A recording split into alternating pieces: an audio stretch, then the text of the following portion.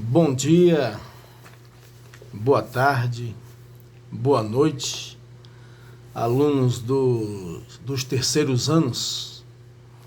Para mim é boa noite, já é no meu horário aqui 00:30, né? Nesses tempos de coronavírus, nós estamos dormindo pouco para estudar e gravar as aulas para vocês, né? Que é alegria, né? É maravilhoso isso.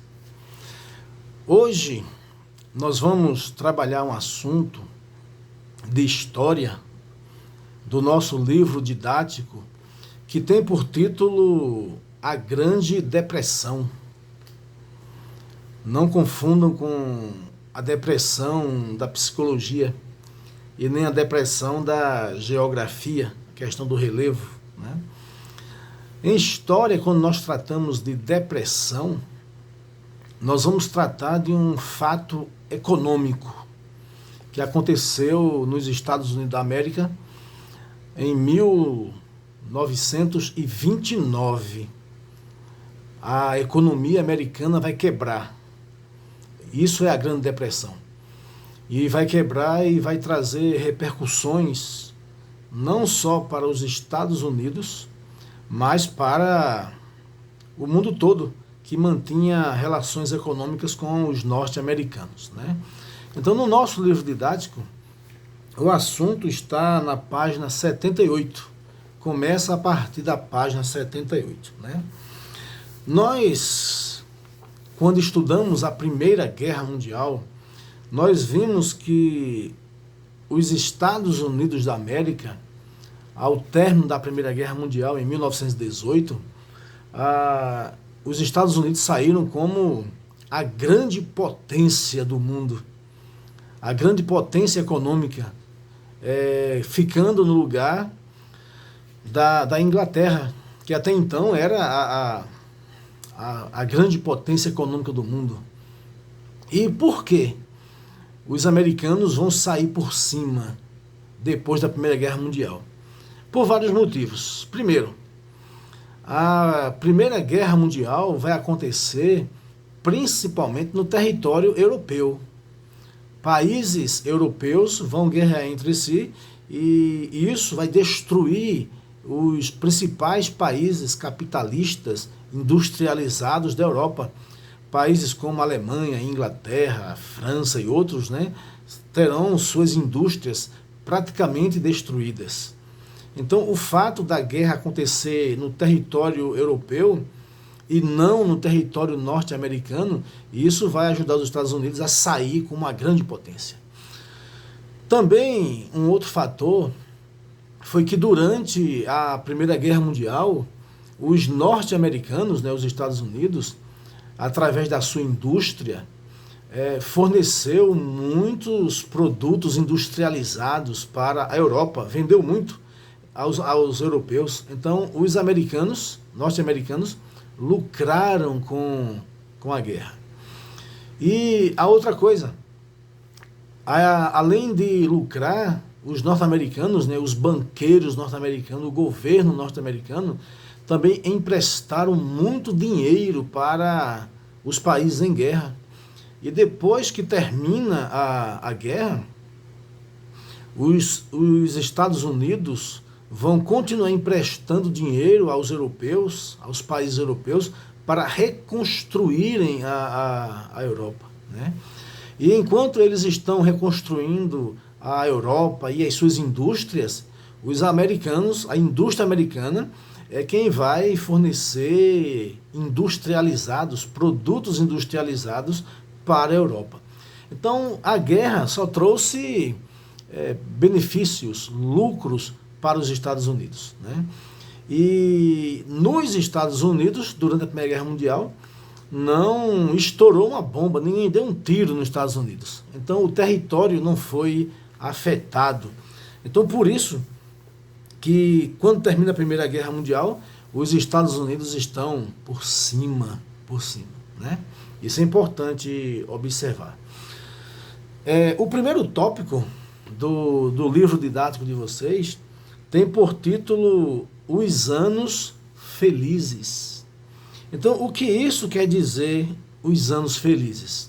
Então, mostra que depois da Primeira Guerra Mundial, os anos 20, ou melhor, o início dos anos 20, os Estados Unidos vão viver uma época de ouro, de felicidade.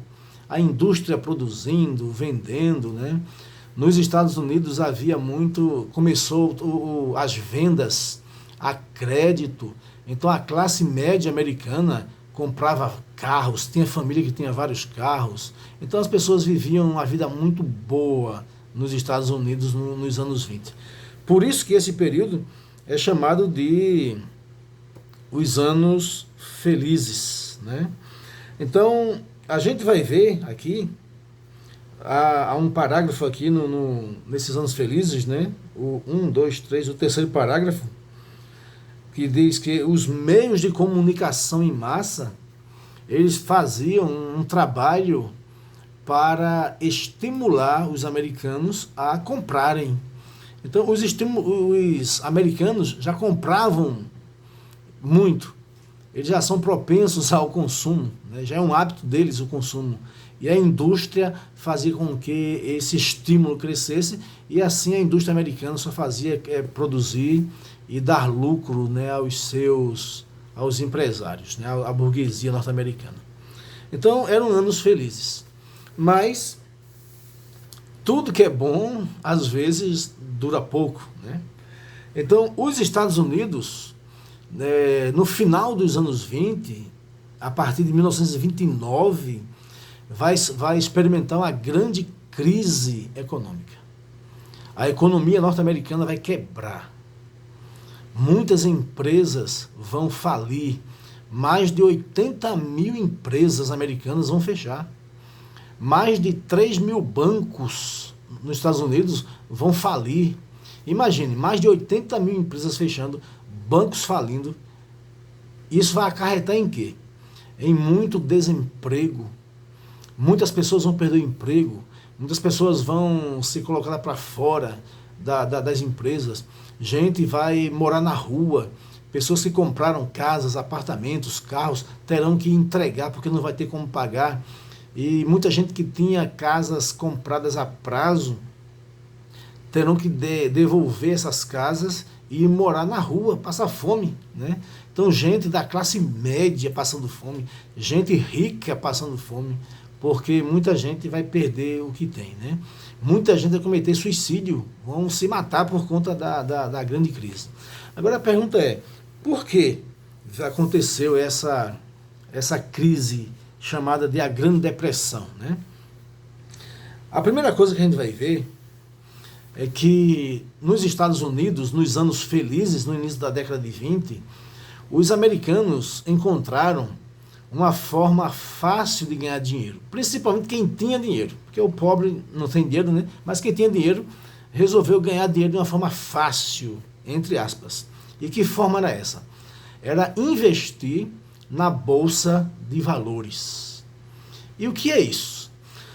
O que é investir na Bolsa de Valores? A Bolsa de Valores é uma instituição econômica que ela tem como função vender as ações de empresas que têm um patrimônio muito elevado e muito valorizado. Eu vou só dar um exemplo. Imagine a Petrobras, né? Então, lá na Bolsa de Valores, aqui no Brasil, lá em São Paulo, na Bolsa de Valores, então existe as ações da Petrobras para serem vendidas a quem quer comprar. Então, qualquer pessoa que tiver dinheiro pode comprar, por exemplo, 1% das ações da Bolsa da Petrobras. Quem tem muito dinheiro compra 2%, 5%. E quem tem pouco dinheiro compra 0,1%. Né? Então, como é que se ganha dinheiro com isso? Aí, quem comprou, por exemplo, 1%, quando a Petrobras ela terminar o período, né, de atividade econômica, então vão somar os lucros. Então, quem tem 1%, ações no valor de 1%, aí vai receber 1% das ações da Petrobras. Quem tem 0,1% vai receber 0,1% dos lucros da Petrobras. Quem tem 10% vai receber o lucro de 10% da Petrobras. Então se ganhava dinheiro assim, na época dos Estados Unidos, nos anos felizes. Então o pessoal que tinha dinheiro não queria trabalhar e comprava ações das empresas. Só que vai haver um problema muito sério. Que problema é? Muitas dessas empresas era colocado na Bolsa de Valores um determinado valor que aquela empresa não possuía. Então, havia empresas também que estavam operando no vermelho, ou seja, estavam falidas e vendendo ações que não tinham valor algum. Mas se dizia que aquela empresa estava prosperando, estava se desenvolvendo, estava dando lucro, e as pessoas, na ânsia de ganhar dinheiro fácil, investiam na Bolsa de Valores, né? Então isso se chama de especulação. E o que vai acontecer? As pessoas começaram a comprar ações, e em um determinado momento as pessoas resolvem ir querer vender essas ações que compraram, né? Já que aquela empresa está muito valorizada, então vou vender minhas ações. E quando foram vender, descobriram que o valor daquelas ações não valia mais tanto dinheiro como elas tinham investido. Então vai haver uma corrida em massa para os bancos, para as pessoas pegarem seu dinheiro, e isso vai resultar na quebra da Bolsa de Valores de Nova York. Então muitas empresas, muito dinheiro será tirado das empresas, as empresas vão falir, os bancos também serão retirados dinheiro dos acionistas, e muitos bancos vão fechar as portas, e isso vai gerar uma quebradeira geral. Bancos vão fechar, empresas vão fechar, e o desemprego nos Estados Unidos será grande, será enorme, será fatal, e trará fome e miséria para os norte-americanos. Então isso foi a quebra da Bolsa de Nova York, né? em 1929. Então, a quebra da Bolsa é o ápice da crise da economia americana, no finalzinho dos anos 20, né, do século passado, né? Então, isso foi a Grande Depressão, uma crise de especulação, né? Mas, como sempre, quem mais vai sofrer são os pobres, os que não têm dinheiro e os que não têm uma poupança para recorrer, para passar um tempo, né, se sustentando. Então os pobres serão mais os afetados, né? Pronto. Na página 81 do nosso livro didático, nós vamos ter um outro tópico. E o nome do tópico é As Razões da Depressão. Então o autor aqui nos mostra 3 razões e conclui como se fosse com uma quarta razão. Então, vamos lá, né? As razões da Grande Depressão é o segundo tópico do nosso capítulo, né, sobre o assunto a Grande Depressão. O autor coloca aqui que o primeiro grande problema, né, porque a quebra da Bolsa de Valores é apenas o ápice, a ponta do iceberg da crise, né? Então ele vai citar aqui, primeiro a razão da crise é a concentração de riquezas. O que isso quer dizer? Concentração, anote aí, viu? A primeira razão da Grande Depressão. Concentração de riquezas. O que isso quer dizer? Quer dizer que a riqueza dos Estados Unidos estava nas mãos de um número pequeno de pessoas, né? Então, veja o que diz aqui. Sabe-se que em 1929, o ano em que quebrou a Bolsa, né, de Nova York, 13% da população do país mais rico do mundo, que é os Estados Unidos, era dona de 90% da riqueza nacional. Veja o que está dizendo.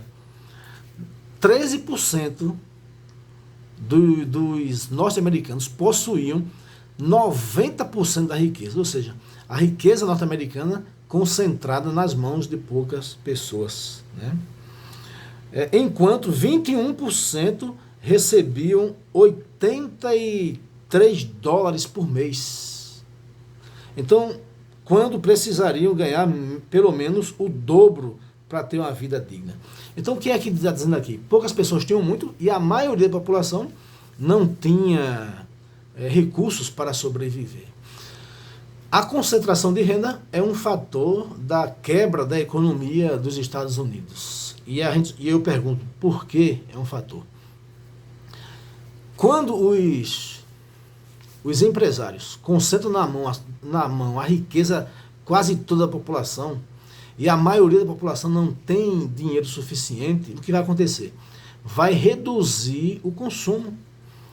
Então, o trabalhador, quando ganha pouco dinheiro, ele só se preocupa com uma coisa. O que é? É comprar alimentos para sobreviver. Ele não vai comprar roupa, não vai comprar sapato, não vai comprar carro, não vai comprar moto, não vai comprar nada. Por quê? Porque o dinheiro só dá para alimentação. Então, como é que isso vai gerar crise? Então, pouco dinheiro na mão dos trabalhadores vai reduzir o consumo. Reduzindo o consumo, vai reduzir o comércio, a compra no comércio. Se os comerciantes vendem pouco ou quase nada, eles não vão comprar da indústria. Se não vão comprar na indústria, a indústria vai parar de produzir.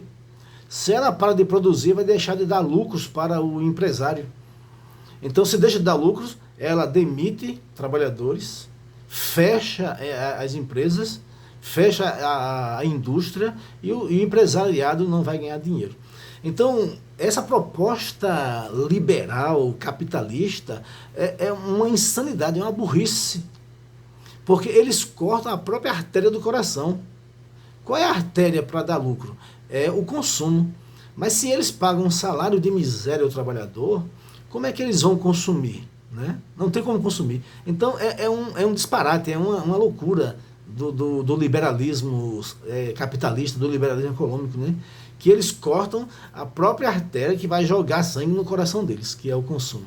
Só se consome quando os trabalhadores têm um salário digno que dá para eles se alimentarem, sobrar dinheiro para ele ir para o shopping, para ele ir para a loja e fazer as compras deles. E assim movimenta a economia. Então a proposta liberal é uma burrice. Né? Quem fez o contrário foi um camarada chamado Luiz Inácio Lula da Silva, né? Sem fazer propaganda. Né? Não é propaganda não. Que ele fez de tudo para que o trabalhador, o pobre, tivesse dinheiro na mão para consumir, para viajar, para ir para o shopping, para comprar carro, para comprar moto. E isso fez o Brasil entrar no seleto grupo da sexta maior economia do mundo na época em que ele governou. Né? Então, a proposta liberal é uma burrice. Né? Então, foi isso que quebrou. O primeiro fator, a concentração de renda. Os caras querem ter muito dinheiro e não dá dinheiro, né? Pagar um salário digno aos trabalhadores. Então, primeira razão da Grande Depressão, a concentração de renda gerou o quê? Gerou a diminuição do consumo, consequentemente o efeito dominó, né? A diminuição do consumo por causa do salário baixo vai gerar a não compra no comércio. Os caras vão parar de comprar no comércio, o comércio vai deixar de comprar nas indústrias, as indústrias vão se fechar, vai gerar desemprego e a crise se instalou nos Estados Unidos. Né? A segunda razão que o nosso texto mostra, anotem aí, é a crise agrícola. Houve uma crise agrícola nos Estados Unidos por conta de uma seca na década de 20, terrível. Né? E o que vai acontecer? Muitos fazendeiros, muitos que viviam produzindo no campo, eles produziam como? Eles pediam dinheiro emprestado nos bancos e com o lucro da safra da agricultura, eles pagavam aos bancos. Mas os bancos só emprestavam dinheiro se o agricultor empenhasse suas terras. E todo mundo empenhava suas terras. E o que vai acontecer? Vai haver uma grande seca e nos Estados Unidos, nessa seca que vai haver, vai destruir as plantações e aqueles que pegarem empréstimo nos bancos não vão ter lucro, não vão ter safra para pagar os bancos. E o que vai acontecer? Os bancos irão tomar as terras desses trabalhadores. Veja que coisa complicada. Então, esses trabalhadores agora, sem suas fazendas, sem suas terras, sem ter onde e com que produzir, serão obrigados a ir para as cidades, aumentar o exército de pessoas que estavam desempregadas e famintas nas ruas. Então, eles vão deixar de produzir alimentos, vai haver uma carestia muito grande por falta de alimento, a lei da oferta e da procura, né? E isso vai também ser um elemento que irá contribuir para a crise de 1929. O terceiro fator ou razão da Grande Depressão, que o autor do livro nos mostra, é a concorrência de produtos industrializados da Europa. Eu disse a vocês no início que quando terminou a Segunda Guerra Mundial, a Europa ficou quebrada. Só que ficaram quebrados, mas eles foram ao longo do tempo se organizando, restaurando a indústria, e quando chegamos em 1924, a indústria europeia já está completamente restaurada. Completamente restaurada e voltando a produzir o que produzia antes, e até mais, e produtos melhores. E o que vai acontecer?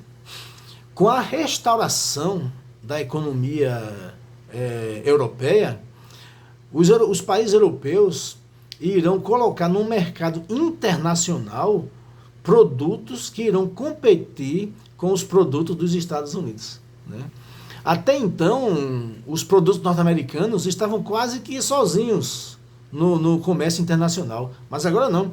Agora vão ter produtos ingleses de ótima qualidade e a preços, né, até melhores que os americanos.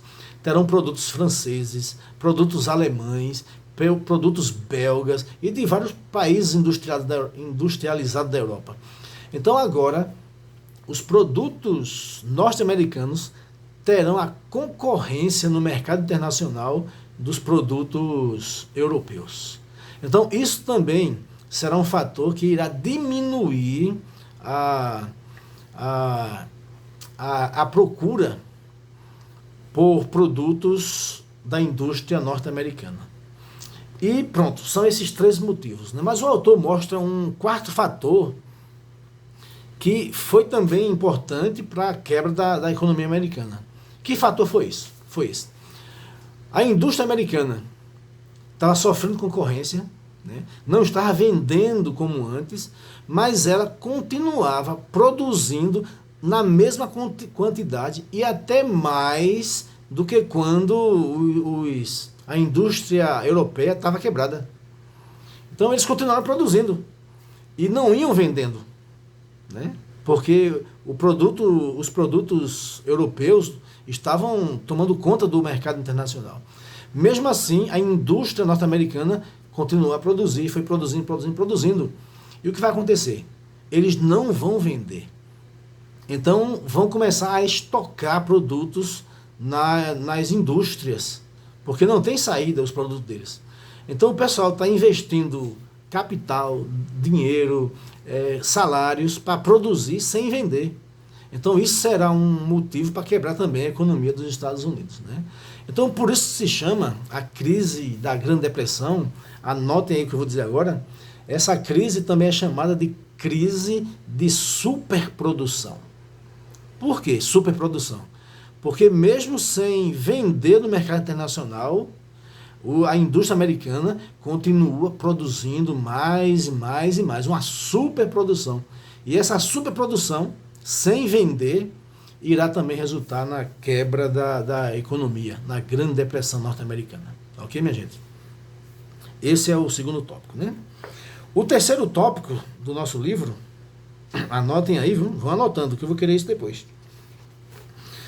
O terceiro tópico é repercussões da Grande Depressão. Repercussões da Grande Depressão. O que são repercussões da Grande Depressão? São as consequências da Grande Depressão. O que aconteceu pós quebra da economia norte-americana? O que vai acontecer, né? Então nós vamos ver aqui algumas repercussões ou consequências da Grande Depressão ou da quebra da economia norte-americana. Vamos ver aqui algumas. A Grande Depressão repercutiu mundialmente. Então, as consequências para a Grande Depressão, a quebra da economia americana, não foi só para os norte-americanos, mas foi para todos os países que mantinham relações econômicas com os Estados Unidos. Por exemplo, o Brasil. O Brasil, nessa época, tinha como um dos grandes ou maiores compradores de café os Estados Unidos. Mas quando estoura a crise nos Estados Unidos, uma das primeiras coisas que eles fazem é cortar a compra de café aqui do nosso país. Então, vai haver repercussão para todo o mundo, né? Aí vamos ver aqui, os Estados Unidos cortaram os investimentos externos. Naqueles países que os americanos investiam dinheiro, né, eles vão cortar esses investimentos. E onde ele investia, esses investimentos não vão chegar mais e vai gerar problemas nesses países onde eles vão parar de investir, né? Suspenderam os empréstimos a outros países. Então, aí a gente viu também no início dessa aula que os americanos ganharam muito dinheiro emprestando dinheiro aos europeus, né? Mas agora, por conta da Grande Depressão, não há dinheiro para emprestar. Então eles vão cortar esses empréstimos. E os países que dependiam desses empréstimos também vão sofrer também as consequências da Grande Depressão, né? Afetando muitos países, inclusive o Brasil, como eu falei, o caso do café, né? Em 1924 e 29, o café respondia por 72,5% das exportações brasileiras.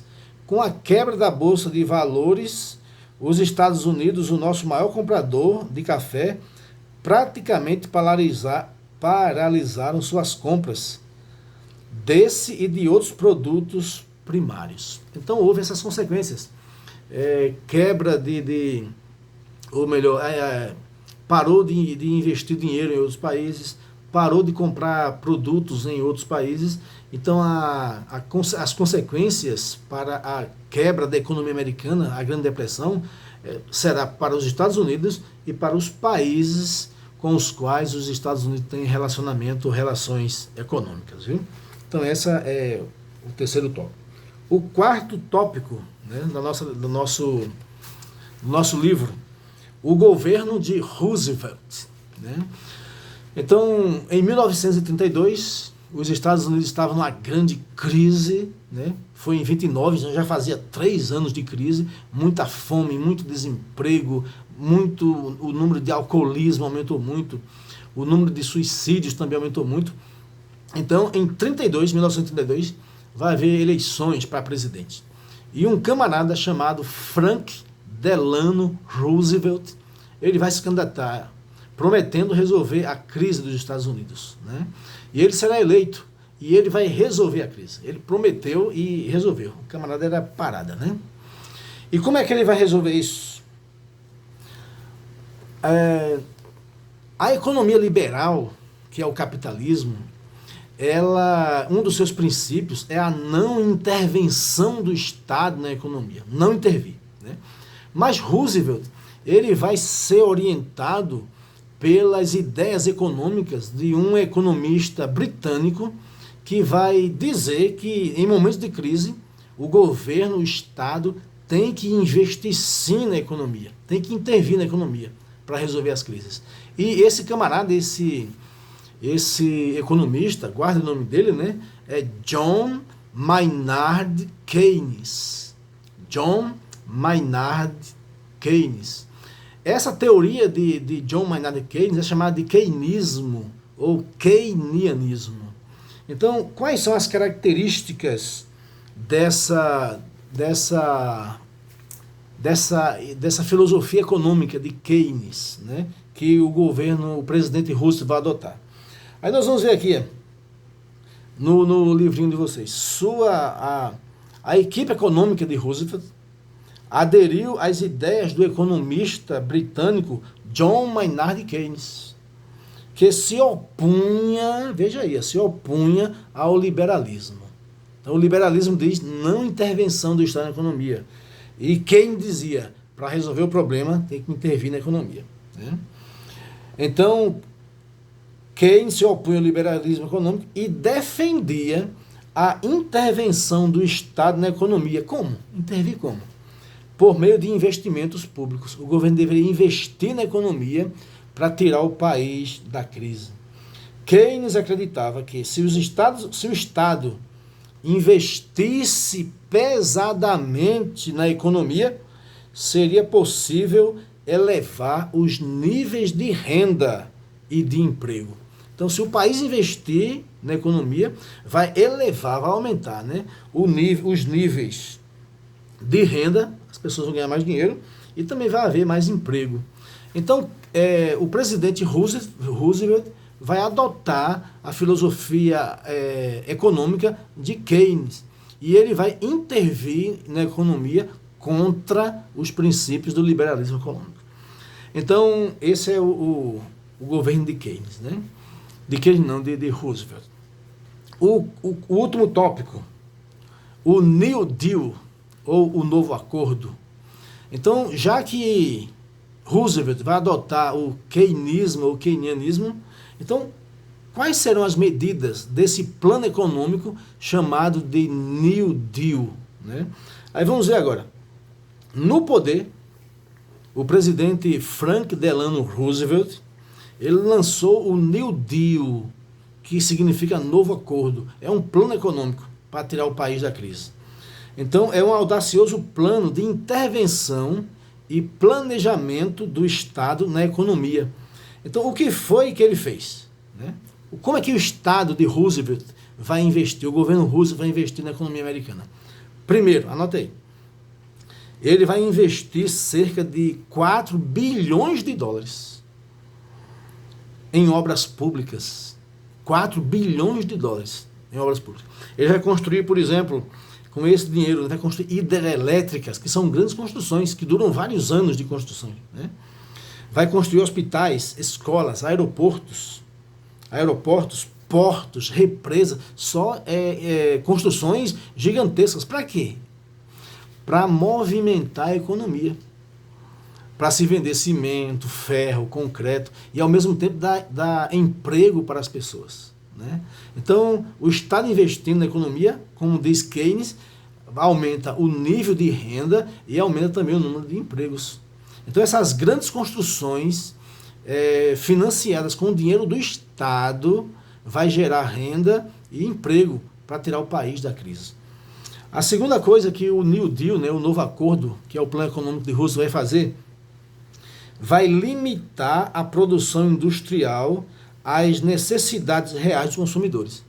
Vai limitar a produção da indústria. Veja que coisa. Isso é adotado em países socialistas, em países comunistas, né? Se produz apenas o que a população precisa. Por quê? Para não haver aquilo que houve no início da década de 20. As empresas produziam além do que vendiam e isso gerou a crise, né, de 29. Né? Então, ele vai limitar a indústria. Essa medida pretendia elevar os preços dos produtos industriais rebaixados pela crise. Então, ele vai limitar. As empresas terão limite para produzir determinadas coisas, determinados produtos. Né? E a terceira intervenção do governo de Roosevelt na economia, diminuição da jornada de trabalho, fixação de um salário digno para os trabalhadores, seguro-desemprego. Veja o que o cara está fazendo. Isso é em 32, né, em diante. Seguro-desemprego. Os salários recuperaram parte do seu poder de compra. E a partir de 1933, a renda nacional voltou a crescer.